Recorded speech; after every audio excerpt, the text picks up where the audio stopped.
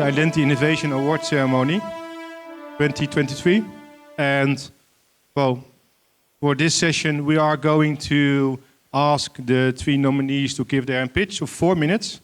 But I'm not going to decide who's going to be the winner of this year. I'm not allowed to be in the process. I don't want to be in the process. So we have there some people who are going to do this for us. And well, they're sitting here up front, but they will go in to sit here where we have the nominees. But let me introduce them to you, because first we have Maria Lotfi, co-founder, CEO of Dr. Goose, and maybe you have seen Dr. Goose was the winner of last year's Identity Innovation Award. Nupur Kohli, we have Dutch member of parliament candidate, if I'm correct, a member board of supervisory director Shell, co-secretary United Nations Associations, but more important also, you gave a presentation last time about health and identity on IDnext event. We have Mark Ruisendaal, senior program manager, innovation liaison at Security Delta, HSD, Hague Security Delta. And also we have Julia Jansen, and maybe you have seen the installation up front in the Grand Café. Foundation of member of the Foundation Data Protection Nederland, of Holland, I must say. Artist, designer, public speaker, and also WISE 25 award winner. Like I said, we have 3 nominees. And if correct, we have Trufti, Fair ID, and Dutch Blockchain Coalition. So, well, I didn't say up front who's going to start first, but I think it's just to start on the left. Okay, so come on the stage. George, give him an applause. Okay, thanks for your patience, everyone. I'll keep it short. We've got 4 minutes. Let me know when the time has started. Okay, yeah, so everyone, my name's George. I'm the head of marketing at Truvity, and I'll tell you a little bit about what we do today. Before I get started, let me tell you a little bit story about myself. I moved to the Netherlands 8 years ago. This was me when I arrived with all my paperwork. And yeah, like most people, when you move, you need to do a few things. I needed to open a bank account, register a business, even get a Sligro card for the food wholesalers, for those who know who that is, what that is.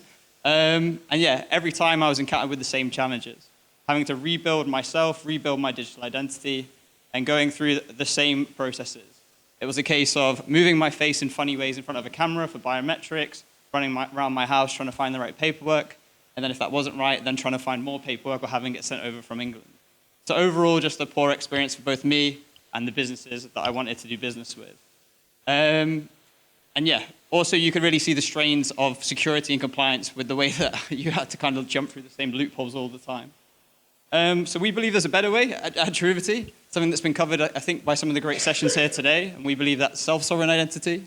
In short, for those maybe not familiar, a digital wallet where you can house reusable, verifiable information or verifiable credentials, and then share those on demand with different service providers and kept by yourself. So there's no one storing all your information in the silos that we heard about this morning.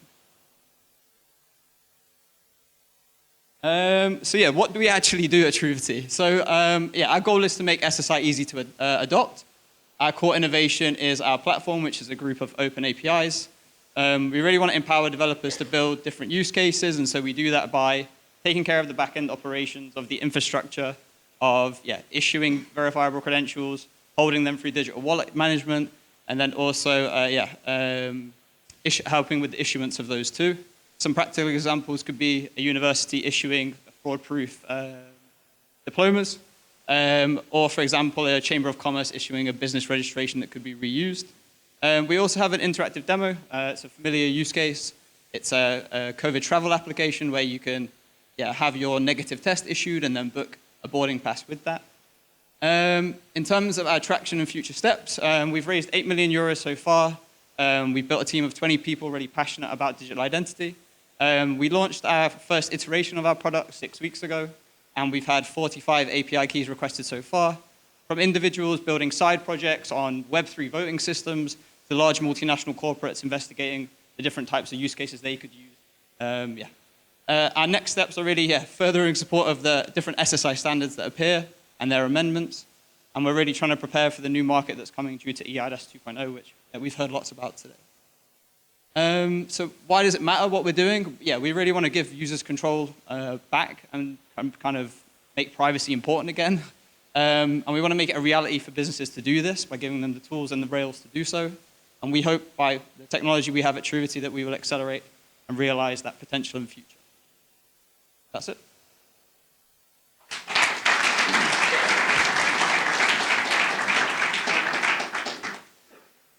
Happy to take any questions. Thank you so much for your great pitch. You mentioned how this is important for businesses. Can you also explain, as I'm also closely connected to the government, how you want to collaborate with government bodies and also how this could be used for digitization of government processes as well?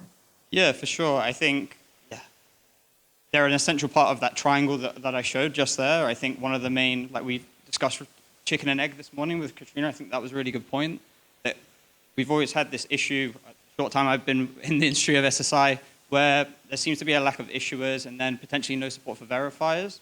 Obviously with the IDaaS, we hope that changes as more people get digital IDs. Governments will play a vital role in being those issuers and actually giving people the kind of meat inside of their wallet, if you like, if that makes sense, that they can use. And so, yeah, how do we want to collaborate with them like more tangibly? I think some of the associations and organizations, I think we probably need to be a bit more of a part of, get out of our bubble of just and yeah, just stay aware of what's coming up regulation-wise to make sure that we're staying on top of that. Thank you. Thanks. Hi, thank you. You briefly mentioned avoiding silos. Is that also something that you actively are working on, and how? Yeah, sure. So I think at the core of like my experience those years ago, it was building these silos of my own identity. Maybe there was like 8 to 20, 30, 40 versions of me, basically. For instance, one version of myself on Meta, of course. And so the idea is that by having and giving people the ability to have a wallet, maybe not ours, maybe someone else's, but just empowering the issuers and the verifiers to build that ecosystem around it, that people can have one version of themselves they give access to, instead of giving access to their information to hundreds of versions of them. Thank you so much for the pitch. I have one question regarding the security side of your platform. Okay. I think you mentioned that there are 45 API plugins that you use, and of course every plugin or every service that you attach to your system could bring some ease with itself and new functionalities, but it's also a new door, for example, for fraudsters and of course cybersecurity issues. So the question is, how do you make sure that your platform is secure? Yeah, sure. Maybe our VP of Engineering is waving his hands at me frantically, so maybe I can hand over the mic to him briefly and get his answer about security. Thank you so much. My name is Oleg. I am former MySQL developer, open source database, MySQL. If you are using a website, half of websites around the world using my code, seems like. And my primary dedication in work 8 years was about database development, particularly things related to security, like row-level security and other things. So based on that, inside Truvity, we are using, first of all, AWS services, AWS managed databases, and managed identity provider Auth0. So why? We could build up our solution, but better to use ready-to-use, well-prepared solution like managed services, managed identity providers, everything else. Our key benefit not there. Key benefit is about how to prepare everything together in the proper way. And in short, row-level security, fine-grained permission control, and authorization policies. And after that, even if you have an issue in some particular wallet or particular application, it could happen to everybody, right? Every single solution might have a flaws. The primary goal of security practice, reduce the damage, area of the damage. And I believe the key point for that, how to deliver is that row-level security, identity control, authorization policies, all the things integrated together. Based on that, yes, it's possible somebody could break down one part or another part. But what will be the damage? Do you have damage under control or not? This is a key point from my point of view. Did I answer the question? Yes, thank you. I have one more question, if I may. And it's about comparable solutions. Sure. So how do you distinguish yourself, for example, from platforms such as IDIN, which you use the bank as the verifier, and then you can request information from it for other platforms? Our origins is private banking. First of all, we built up automation for private banking several years ago, and we switched to SSI because we didn't have a proper tool. For us, SSI, this is a tool how to build up corporate internal automation. And the difference is the following. Take a look to SSI providers. Have you seen single sign-on integration? Name it. No? Okay, row-level security. No, right? Okay, authorization policies defined by customers. Which one? Okay, I will not name our competitors, right? But okay, what about building document exchange loop between different departments or legal entities? My previous question about OEDC for VCI, mobile driving license. This is B2C, customer to business. What about B2B? Business to business communication, business to business document exchange. Nobody's thinking about that, unfortunately. And we are a young company. 2 years ago, we made a pivot, and we launched just in September, right? But this is based on my personal experience of 8 years of developing banking software, which up and running in 2 banks, Maltan Bank, UK Bank, still up and running. This is the next generation of this platform. And my previous experience of database development internals. So this is a key difference. Sorry, just for wasting time. April, Digital Identity Week, 200 companies. Nobody's thinking about single sign-on, for instance. Huge UK integrator, when I said like single sign-on, immediately jump into a 1-hour talk. And he said, nobody ever thinking about that. Everybody is about QR code, about mobile application, etc. But how to integrate this inside existing business infrastructure? I don't see solution for that. Yeah. Thanks, Oleg. But maybe I can add. So yeah, all the things that Oleg said, of course. But yeah, there are lots of companies out there that are doing similar things, and we think some of these individual features that we're working on will make a big difference. But yeah, we're still early, we're still young, and we're still figuring things out as well. Thanks. Great. So applause for the pitch. So we go to the next one. Thank you. Hi, I'm Alexander van der Welbaken, work for TNO and the Dutch Blockchain Coalition. And today I'm going to pitch the Decentralized Identity Interop Profile. And actually I started a year ago, because a year ago I had a small speech about a biblical reference, the Tower of Babel. It crumbled down, I changed history a bit, because we did not speak the same language. And a year ago we are all waiting for a super being to give us that common language. We waited for the European Union to write the architectural reference framework, which would give us structure in creating self-sovereign identity for Europe. And it arrived in March, I think, version 1. And to my disappointment, it was a bit of a patchwork blanket. The patches were really good, all international standards, but they're very poorly seamed together. So we could do 2 things. We could sit, whine, and complain, or do something about it. And we decided to do the latter. Together with Sverion, Animo, and TNO, the Dutch Blockchain Coalition said, okay, let's find the patches that really work, are the most simple for everybody to use, for every architect, every developer to understand, and seam them together in a really good way. Actually, we are making a caliber. Every Swiss watch has a caliber inside of it. And do you think that all watch makers make their own caliber? No, they don't. They rely on standards, on ETA or the Japanese version Mayata. We built the ETA in interoperability for SSI wallets in Europe. All based on standards on the ARF. And that works really well. Currently, we have 4 wallets supporting this profile. And with these 4 wallets, we support a multitude of use cases. Logging in, so identity and access management, to different marketplaces, to our own website, eat your own dog food as well. We are currently creating the architecture for my company passports and also for the exchanging UBO information of Nico Tollenaar. We are working together with Skills Wallets for the Koning Willem I collation and also Centraal Register Techniek. So that will be interoperability in skills. So interoperability all around, from digital product passports, everywhere.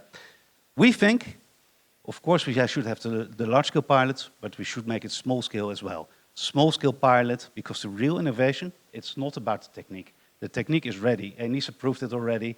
Most techniques are mature or very mature. The real innovation is getting it working, getting it adopted. It's a social innovation. And therefore, you need caliber of deep to make it interoperable. Thank you. So thank you very much for your presentation, and it's lovely to see such a big ecosystem emerging. Can you share a bit more about the status? So you say the technology is ready, it's not that hard. It's about the implementation, I fully agree. So within this big ecosystems that you mentioned and all these different sectors, how far along are you? Well, the top 3 use cases are functioning within the My Company Passport and Yuba. We are currently building the infrastructure. Salt logistic has been finished already. So there's several there. And the very nice thing, which I forgot to mention in my pitch, we started with a few patches. It should be a form follows function interop profile. So there's a good European Bauhaus tradition that you only use what is necessary to make it work. And currently, especially in the architecture for the My Company Passport, you see we need probably some additional patches. So currently we're in discussion with our Belgian colleagues and our German colleagues who had similar initiatives. We have been in close contact ever since. What patches did you choose to make this work in a little bit higher fashion on the level of security? And we're going to adopt these and create an add-on on that framework so we can support more use cases, but only if there's demand for it. I have a more general question about your competitors. Not sure how it works in this industry of standardization, but do you have any competitors? And if so, what differs you from their solution? Actually, we chose to collaborate with our competitors. We don't think we have competitors, but for example, in Switzerland, there's a Dutch blockchain coalition in Switzerland called DIDAS. In Spain, there's in Asturias. There are several of these initiatives. So we choose, before we are going to start with this, do you run into the same problems? What are you going to do? Can we do this together? We decided to make it local, to make it very flexible, but keep in close contact with them to see what they're doing. And you see slight differences. For example, in Belgium, of course, they rely on EPSI, but it's very similar. And we are thinking now about integrating EPSI and the Decentralized Identity Interop Profile, perhaps also integrate the German initiative to it to make it a European blanket, but from bottom up instead of top down. Is there a business model behind this? No, this is just standards to combine standards, and the business model for the tech partners, so Spherion and Animo involved, is to create more traction on it. So for them, there's a business model to help in standardization. It's not for the Dutch Blockchain Coalition, nor for TNO. Clear, thank you. Welcome.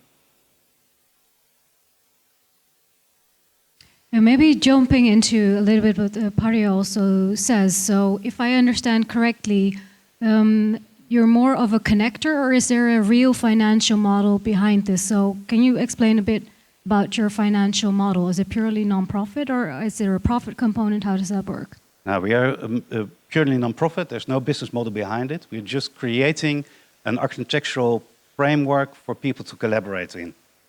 And so we do not ask for money to use this profile. We do not develop standards ourselves. We merely look at the international standards, combine them, seam them together, and help other companies who, for them, is a business model in making this interoperable and work very well. Thank you. Very clear. Thank you. Okay, then we go to the last presentation. So I'm Roger from VerID. And this morning I have been listening to digital ID wallets from Europe. But that's half the story, because there is going to be the Digital Services Act, and that's going to have mandatory acceptance of a lot of sectors that are going to use decentralized identity. But that's not the only thing they're going to use, like European ID wallets. There are going to be lots of wallets for different use cases, because there's already business value in those things with KYC and age verification, etc. And that's going to bring a lot of complexity. And that complexity, we think, with expenses and everything, is going to be a need for service providers that's going to fix the complexity.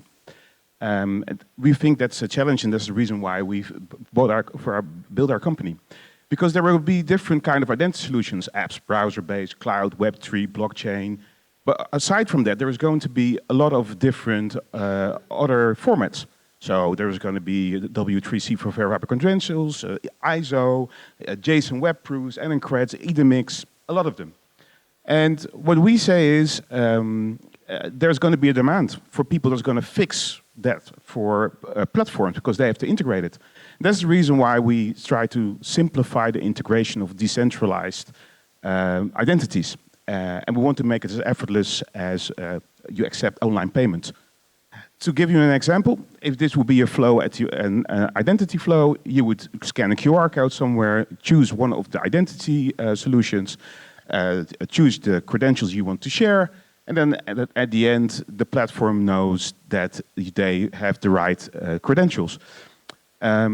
We'll show this with a demo that we made for one of our clients, which is an insurer, and that said, I need to have an insurance, and then you say you want to do 20 minutes for the form, or you want to do 2 minutes with a wallet.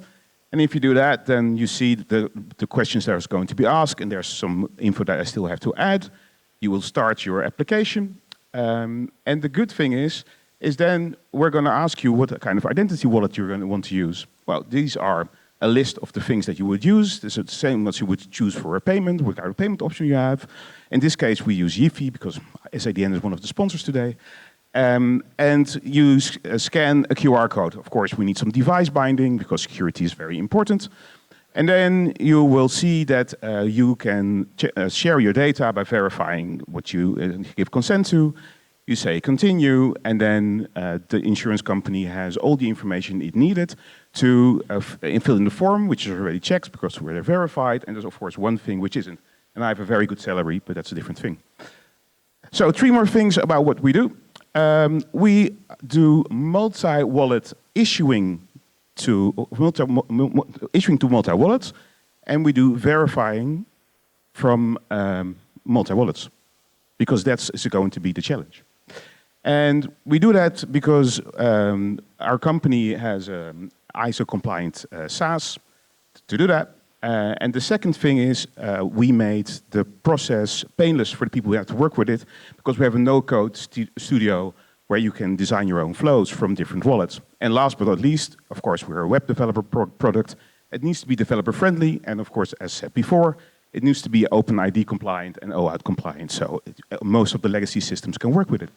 And the last thing is, if you need to get in touch, make a fixture. So thank you for your presentation. What do you see as your biggest challenge currently? Oh, I think it's going to be adoption from the nations. So before, in one of the other panels, we said that we're going to have a pilot in 2024 with some of the EWC partners, which is going to be a travel credential for festivals. Because there are 27 million festival tickets sold in the Netherlands, about 1 billion in Europe. And we think that there needs to be an adoption use case. And adoption use cases now are going to be where their business value is. So it's either going to be KYC for financial institutions, because that's really a hassle, especially for business to business. And it's going to be age verification, because there are a lot of laws that say that that need to be done. And the last one is going to be fraud. So those are the 3 business value drivers. But our biggest thing is going to be adoption from the government. So thank you very much for your presentation. And I was wondering what your business model is like. Oh, we are a monthly subscription. So we're a SaaS with a monthly subscription. And maybe good to know, we already have about 15 clients. And those clients are in the financial industry. So there are insurance and banks who want to experiment with decentralized identity. So our model is that we have like everything from enterprise subscriptions to what we call playground subscriptions. And what we sell now a lot is we make a playground, a digital ID wallet playground. So there can be eternal adoption for enterprises that have regulatory demands, so they can already try out. Thank you very much for the presentation, also for the demo. I have a question about the defensibility of your platform. So defensibility, meaning how easy it is for someone else to make this platform as well.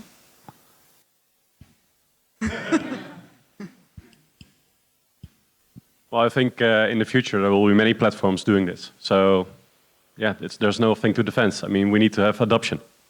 That's the key driver, I guess. So what is your strategy then? If everyone would be able to make this, how would you survive? So we said we wanted to make it as easy, as seamless as online payments. So there was a time that you had a website and you integrated MasterCard and Visa card, and then there came 30 other payment options. Then there came companies, and in Holland we had Buckaroo. That was one of the first, they called the payment service provider. And now I think in the Netherlands there are 18 payment service providers, more or less, and they all have business. They all have business. And the reason why I'm making the comparison is because the identity business is even going to be bigger than the payment business. So we really hope we're going to have competitors. We only hope we're going to be the biggest. Well, maybe last question then. You were talking about adoption from governments. What would you exactly need from the governments in this case? So if I have to make, so in Holland, this morning we had a presentation where they said bank ID in the Nordics. The adoption was created by student loans applications that you could only do with bank ID. So the only thing I would say to governments around Europe is make sure that you have such an adoption use case. So in the Netherlands, we have two big ones. One is education, of course, normally. And the other one is a really, really interesting one, is football clubs. So football clubs, they have a lot of problems with people that need to be identified, that there are not hooligans getting into the stadium, and it's a ball ache. But with decentralized identity, it could be done, and preserving privacy. And I think there are a lot of these use cases where the private sector is waiting for, including healthcare, that they could fuel the adoption with. But it's, again, I'm preaching for my own choir, so. All right, questions? Thank you for your presentation. Give a big applause. Okay, so these were the presentations from the nominees. We are going to announce the winner of the Identity Innovation Award. At first, was it difficult to have a winner? Certainly, yes. Yeah. Why was it difficult? The pitches that we've seen were very interesting. And of course, we had 4 criteria based on which we could take a decision, being innovativeness, privacy, end-user value, and the impact in general. And the 3 companies or startups were really close to each other, so it was difficult to choose one as the winner. So before you're going to announce the winner, I think we also have some drums, correct? So if you can stand in the middle. So as I said, we have seen 3 very interesting pitches. First of all, Truvity. We think that you had a very clear problem definition, so that was really good. As constructive feedback point, it would be a bit more clear if you could answer the questions, but also in the presentation, to go into a bit more detail about your proposition as well as the value that you deliver to the end user. Also, VerID. Where is VerID? There. Thank you. The presentation of the solution was very clear, and your demo really also helped us illustrating how the solution looks like and what we can expect. If you want to improve something, then our advice would be give a bit more definition and also a bit more clear strategy on how you want to grow and make your solution the go-to solution in this industry. And last but not least, Dutch Blockchain Coalition. So we think that the need for your solution is really big, and also with that, the impact will be really big, because of course then you would have different platforms being able to operate with each other and to interconnect, basically. With that, you would have a great impact.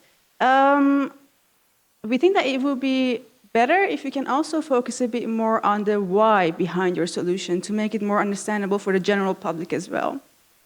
And with that being said, here comes the most exciting moment of today. The winner is the Dutch Blockchain Coalition.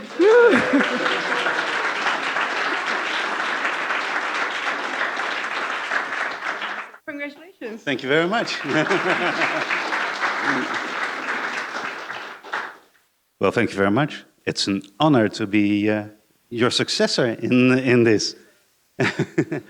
What can I say? Yeah, the why. The why. Should we explain the why also to this public? I think that the entire public should explain the why we need to collaborate and really need create this ecosystem.